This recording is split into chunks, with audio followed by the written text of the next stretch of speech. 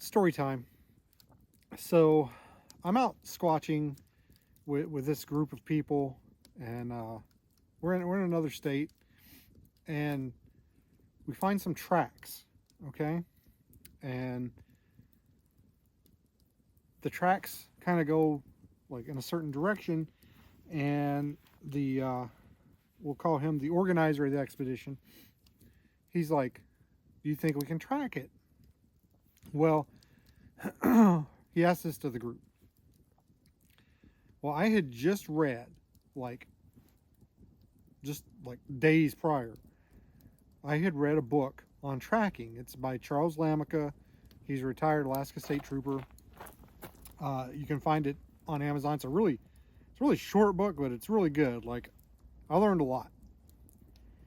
And I was like, well, here's what we can do. And I talked about getting a tracking stick, and you kind of mark where you figure out the stride, and you can use the stick to basically like track and go in the direction the track. Anyway, it's been a while since I read it, so but it was fresh on my mind. So I go through this whole spiel with him about making a tracking stick, and like measuring the stride and the length of the gait, and how we can find. And this guy kind of looks at me like like I've got gravy coming out of my ears, and just kind of ignores me, like what I just said. And I was like, man, I thought I'd like drop some awesome knowledge on this group, but I guess whatever. Well, we ended up like, we did track the tracks, and we ended up finding a good enough track that we tried to cast it, but that's another story.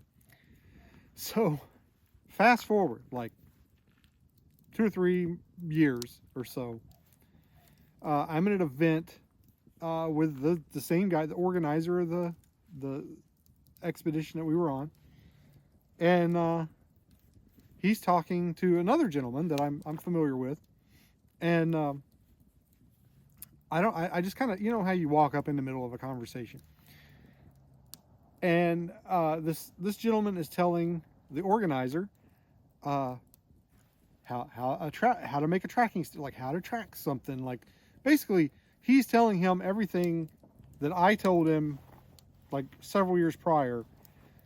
And this guy is losing his mind. He's like, that's incredible. Holy cow. I want to be in the field with you, like that's amazing. You need to come out with us, and you need to be a part of this thing and that thing, and I'm doing this and I want you there. And like just like gushing all over this dude who just told him the exact same crap that I had told him like a few years prior. And I'm just sitting there like, I'm confused. Like, I don't know. Like, I'm like, okay, well, I'm sure he probably doesn't remember that, but I like told him almost verbatim, what that guy was telling him about tracking sticks and stuff. And I don't know. It's one of those things that sticks in my mind, because there's been a few times throughout my life where I say something and it gets either ignored or brushed over, and then someone else will say it, and it gets like all kinds. Oh my God, that's a great idea. I remember there's an interview with Harold Ramis. If you remember him, he was Egon in Ghostbusters. He's a hilarious man. He was a brilliant comedy writer, and they asked him in an interview one time if he was the class clown, and he's like, no, I was the writer for the class clown. Like, he would say something kind of quiet, and the class clown would say it out loud and get all the attention. And I remember like that happened to me quite a bit when I was in school. I was very introverted, still very introverted. And I just remember like saying things, and then they would get a big laugh. And sometimes the class clown, his name was Ethan, he would be like, I didn't say that, Beans said it. And the people were like, no, Ethan, you're funny. You're the funny one. So anyway, I don't know. It's just weird. It's like, I don't know what you call that, but it happens to me quite a bit. So I kind of feel like I'm like the Forrest Gump of Bigfoot. I'm kind of peripherally involved in things that either, get a lot of attention, but not really like the main focus of that thing. The Port Chatham expedition being one. the handprint out at the cabin, at Area A being another, Area A in general being another one. You know, everybody thinks of Alex when it comes to Area A in Alaska. I'll never forget. So I've been on Bigfoot Society. I think I've been on the Bigfoot Society podcast like maybe twice. And I was listening to it one day, and Jeremiah is talking to this guy that had a sighting in Alaska, and he goes, "Oh, you know who investigates up there in Alaska on the Kenai Peninsula?" And I'm like, he's, here it comes. He's gonna give me a shout out. He goes, "Alex Petikoff." I mean, he's not wrong. He's not wrong.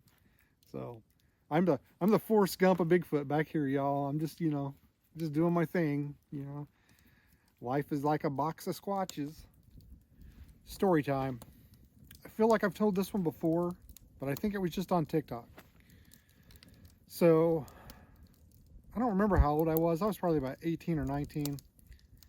And David Prowse, who, if you don't know, is the person that played Darth Vader. Like, he was in the suit for A New Hope, Empire Strikes Back, Return of the Jedi. Like, he was the dude in the suit.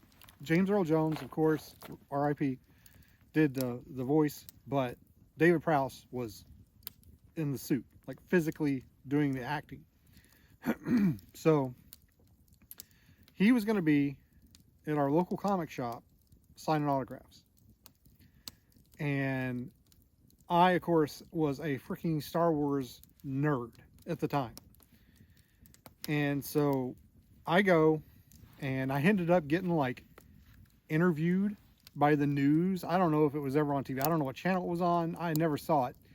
But I was just like, I'm so happy to be here. Like, this is like, you're meeting part of the legend. Star Wars is like our great, a great story. It's a legend of our time. And I mean, I was like,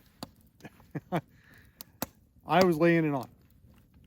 So anyway, I'm like, at this point in my life, I'm like pretty familiar with our local comic shop. Like, it was to the point where when I was there, the manager, the guy that ran the shop, would just be like, "Beans, I gotta go to the bank, watch the store," and just like leave me in charge. I don't work there. I'm not getting compensated.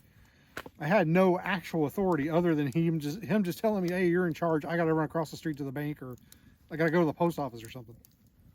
So I'm like an unofficial employee, maybe like those guys on High Fidelity, like they didn't pay me, but I showed up all the time.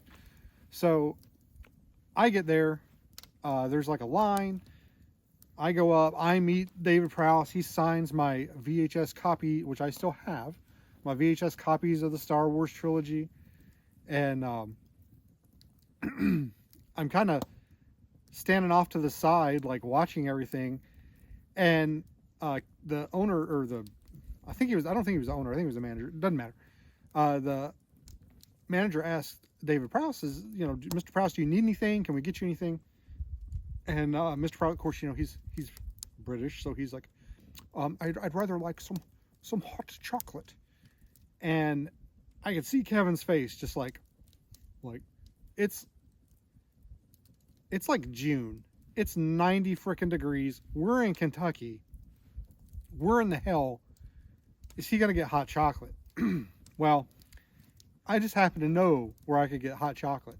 So before Kevin, because I can tell Kevin's getting ready to say like, "Well, can we get you something else?" I'm like, "I got it. Hold on, I'll be right back."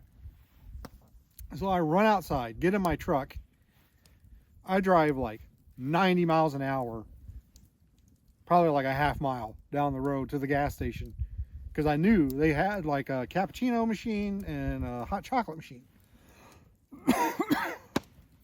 So I get the biggest hot chocolate that I can get, and get back in my truck, drive like 90 miles an hour, another half mile back to the comic book store, run in like Jim Carrey and Ace Ventura, and just give Dave Prowse his hot chocolate. So I, at one point in time, presented hot chocolate to the man himself, the Dark Lord of the Sith, Darth Vader. And that's my story.